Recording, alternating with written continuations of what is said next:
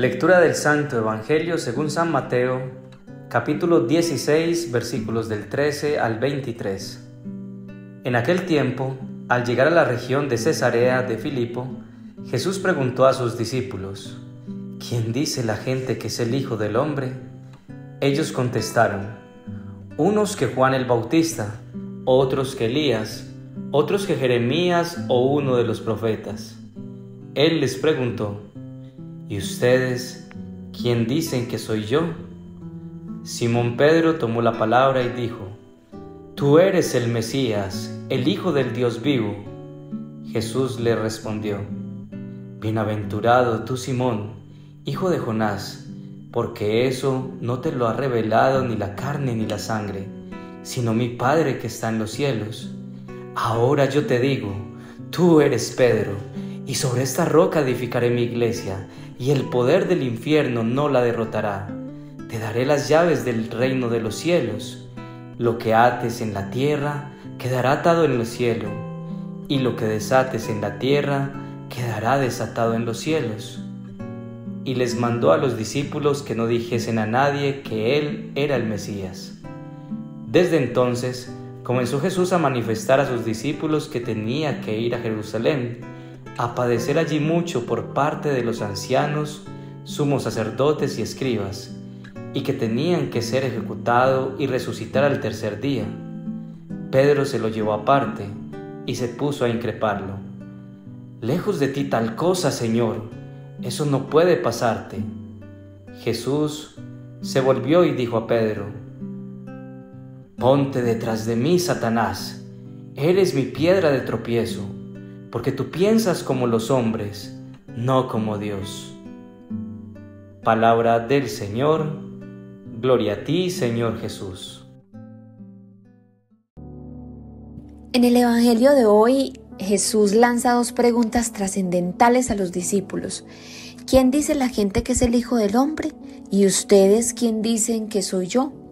Vamos a tomar estas preguntas de Jesús para reflexionar sobre el Evangelio a partir de los siguientes tres aspectos.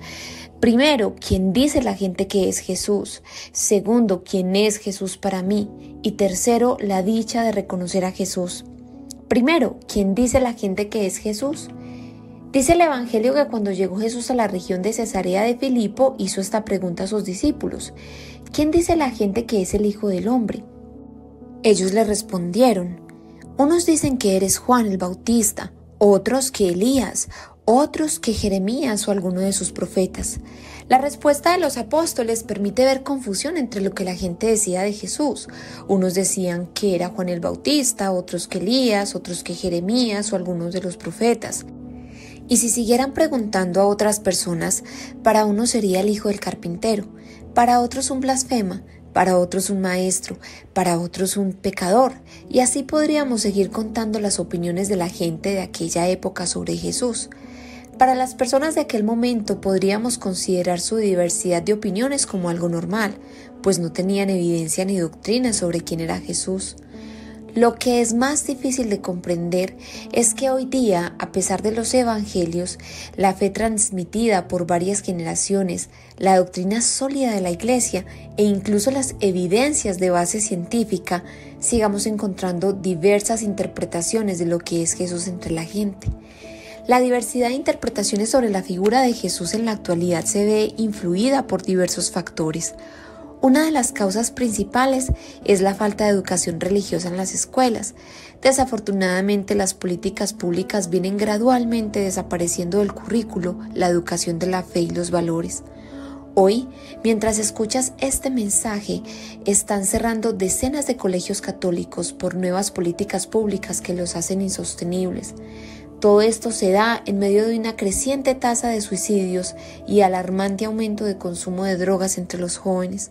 Pero la falta de educación religiosa no es solamente un problema del gobierno y las escuelas, lo es también de los hogares, donde cada vez se pierden más espacios de compartir en torno a la palabra de Dios y las reflexiones sobre las enseñanzas de Jesús. La omisión de sembrar principios cristianos en el núcleo familiar contribuye a la confusión en nuestros niños y adolescentes, aprovechada a menudo por ideologías modernas como la nueva era, que se filtran en los hogares distorsionando la imagen de Dios y de Jesús. Lo anterior sin contar con la sobreexposición de nuestros jóvenes a opiniones diversas en las redes sociales, donde cada vez más encontramos influenciadores que fomentan la cultura de antivalores y pérdida de respeto por la iglesia, la religión y hasta ellos mismos. Daniel es un joven estudiante de bachillerato, quien a pesar de tener los sacramentos y asistir de vez en cuando a misa, nunca ha recibido formación espiritual o religiosa en el ámbito escolar ni familiar. Un día en su colegio se llevó a cabo un foro juvenil que buscaba explorar diferentes perspectivas sobre la figura de Jesús y Dios. Daniel decidió asistir. El primero en hablar fue Marcos, un chico con un enfoque científico en su pensamiento. Explicó que desde su punto de vista Dios no existe y que Jesús fue simplemente un personaje histórico cuya historia ha sido exagerada y transformada con el tiempo. Luego intervino Valentina, quien compartió su creencia en que Dios es una energía cósmica que conecta todas las formas de vida. Consideraba que Jesús fue un ser humano excepcional que logró comprender y canalizar esta energía de manera profunda. Después Rodrigo compartió su opinión de que cada uno es Dios, siendo Dios una construcción personal y que cada individuo tiene su propia interpretación y relación con lo divino. En cuanto a Jesús, cuestionó su existencia manifestando que es un invento de la religión. En ese mismo foro juvenil se encontraba Laura, una joven comprometida con su fe católica. Con voz serena pero llena de convicción, Laura explicó que Dios es el creador del universo y el ser supremo que guía y sostiene toda la existencia. Mencionó el concepto de la Trinidad explicando que Dios se manifiesta en 3 personas, Padre, Hijo y Espíritu Santo. Hizo hincapié en que Jesús es el Hijo de Dios encarnado, quien vino al mundo para redimir a la humanidad a través de su sacrificio en la cruz, y que resucitó y que regresó al Padre, que a través del Espíritu Santo continúa estando presente entre nosotros. Laura compartió que Jesús no solo era un personaje histórico, sino también el Salvador y el Mesías prometido en las Escrituras. Habló sobre su mensaje de amor, perdón y reconciliación y cómo sus enseñanzas siguen siendo una guía espiritual en su vida. Segundo, ¿quién es Jesús para mí? Dice el Evangelio que después de escuchar Jesús lo que decía la gente de él, les preguntó a los apóstoles, ¿y ustedes quién dicen que soy yo? Esta pregunta también nos la hace a nosotros hoy, me la hace a mí, te la hace a ti. ¿Quién es Jesús para ti? Tómate unos segundos y responde mentalmente esta pregunta.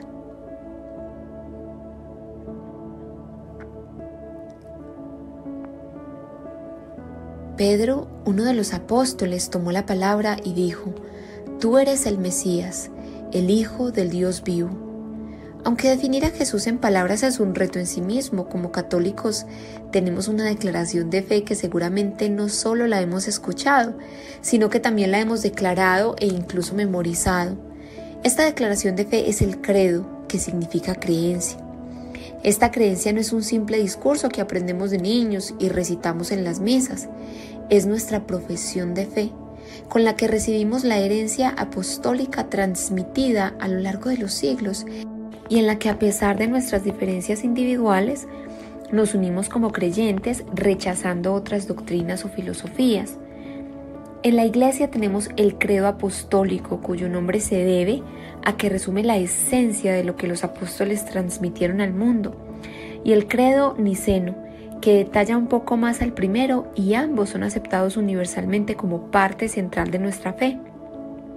En el credo niceno declaramos sobre Jesús: creo en un solo Señor, Jesucristo, Hijo único de Dios, nacido del Padre antes de todos los siglos, Dios de Dios, luz de luz, Dios verdadero de Dios verdadero, engendrado, no creado, de la misma naturaleza del Padre por quien todo fue hecho, que por nosotros los hombres y por nuestra salvación bajó del cielo, y por obra del Espíritu Santo se encarnó de María la Virgen y se hizo hombre, y por nuestra causa fue crucificado en tiempos de Poncio Pilato, padeció, y fue sepultado, y resucitó al tercer día según las Escrituras, y subió al cielo y está sentado a la derecha del Padre, y de nuevo vendrá con gloria para juzgar a vivos y muertos, y su reino no tendrá fin. Como padres no solo tenemos la gran responsabilidad de mantenernos firmes en nuestra fe, sino también de transmitirla a nuestros hijos como parte esencial de su formación y carácter.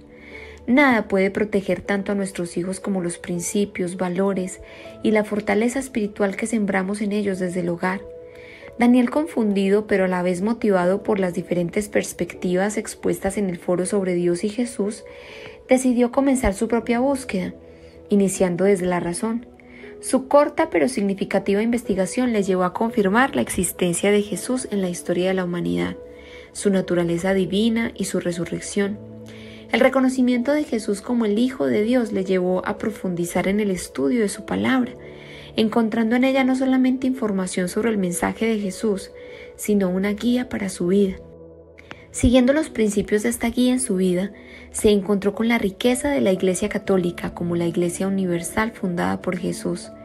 Encontró en la Eucaristía y la comunión la forma de tener un vínculo especial con Jesús, recibiendo su cuerpo y su sangre. Y tercero, la dicha de reconocer a Jesús.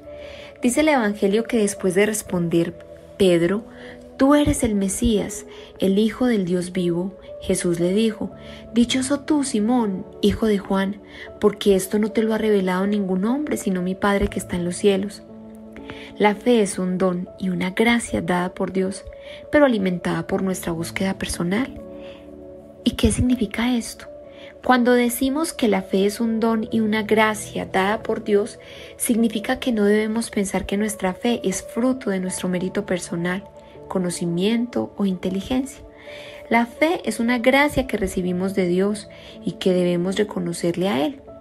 Por esta razón debemos permanentemente pedirle a Dios que aumente nuestra fe.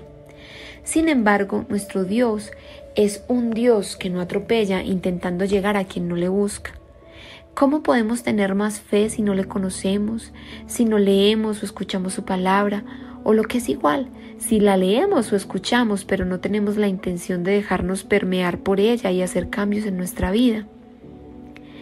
En la encíclica Fe y Razón, escrita por el Papa Juan Pablo II en 1998, subraya que la fe y la razón no son opuestas ni excluyentes, sino que pueden y deben trabajar juntas en armonía. Por esta razón, la fe, siendo un don y una gracia de Dios, solo es revelada o aumentada cuando con nuestra razón y voluntad decidimos abrir nuestro corazón a la presencia de Dios en nuestra vida. Reconocer a Jesús como nuestro Salvador, camino, verdad y vida, debe llenar nuestros corazones de gozo. No estamos solos. Dios Padre, Hijo y Espíritu Santo está con cada uno de nosotros. Si en verdad lo crees, esta respuesta es para ti. Dichoso tú, Simón, hijo de Juan. Dichoso tú, Julián. Dichosa tú, Joana. Dichoso tú, Andrés. Dichosa tú, Marta, porque esto no te lo ha revelado ningún hombre, sino mi Padre que está en los cielos. La búsqueda de Daniel, iniciada con la razón pero alimentada con la gracia de la fe, le transformó su vida.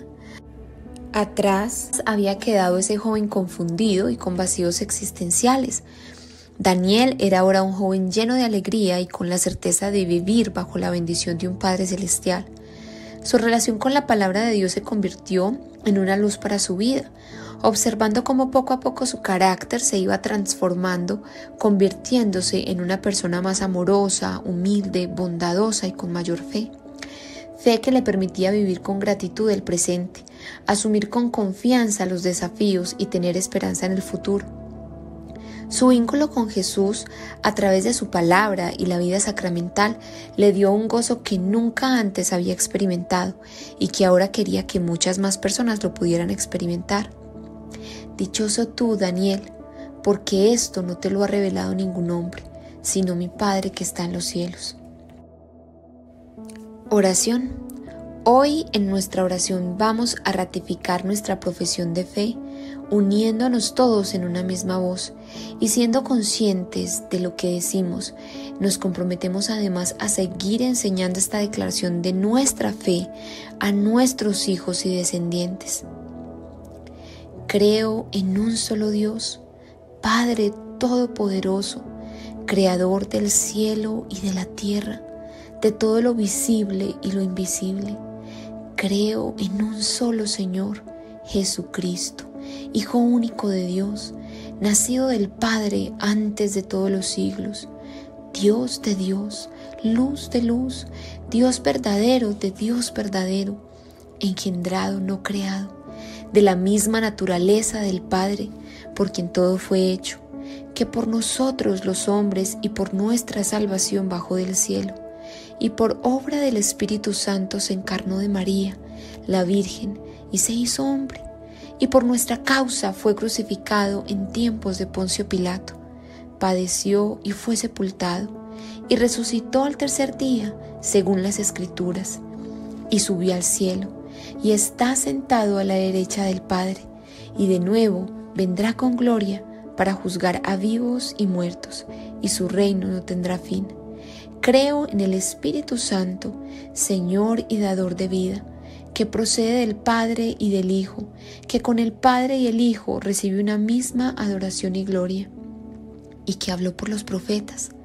Creo en la Iglesia, que es una, santa, católica y apostólica. Confieso que hay un solo bautismo para el perdón de los pecados. Espero la resurrección de los muertos y la vida del mundo futuro. Amén. Comparte este evangelio y fomenta la educación en la fe en muchos jóvenes que lo necesitan.